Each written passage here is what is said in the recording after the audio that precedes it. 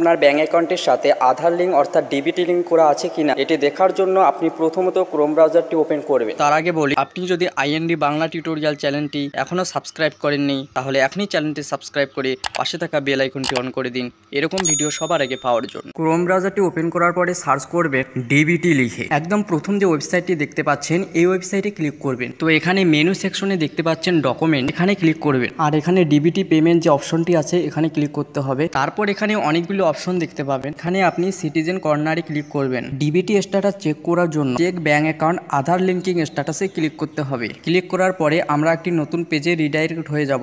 এখানে একটু নিচের দিকে আসলে দেখতে পাবেন ব্যাঙ্ক সিডিং স্ট্যাটাস, এখানে ক্লিক করতে হবে। তারপর এখানে আপনি আপনার 12 ডিজিট আধার নাম্বার এন্টার করবেন। এরপর যে ক্যাপচা কোডটি দেখতে পাচ্ছেন এই সেম ক্যাপচা কোডটি ইন্টার ক্যাপচারের জায়গায় সঠিকভাবে এন্টার করবেন। তারপর লগ ইন উইথ ওটিপি অপশনে ক্লিক করবেন। এরপর আপনার আধার রেজিস্টার্ড মোবাইল নাম্বারে একটি 6 ডিজিট ওটিপি যাবে, সেই ওটিপিটি এখানে সঠিকভাবে এন্টার করবেন। তারপর লগ ইন অপশনে ক্লিক করবেন। তো এইভাবে আমরা এই পোর্টালে লগ ইন হয়ে যাব। তো আবারও সেই ব্যাঙ্ক সিডিং স্ট্যাটাসে ক্লিক করবেন। তারপর আপনি দেখবেন আমার আধার কার্ডের সাথে যে ব্যাঙ্ক অ্যাকাউন্টটি লিঙ্ক আছে তার পুরো ইনফরমেশনটি এখানে চলে আসবে। এখানে আপনার ব্যাংকের নাম দেখতে পাবেন, এর সাথে দেখতে পাবেন ব্যাঙ্ক সিডিং স্ট্যাটাস অ্যাক্টিভ আছে।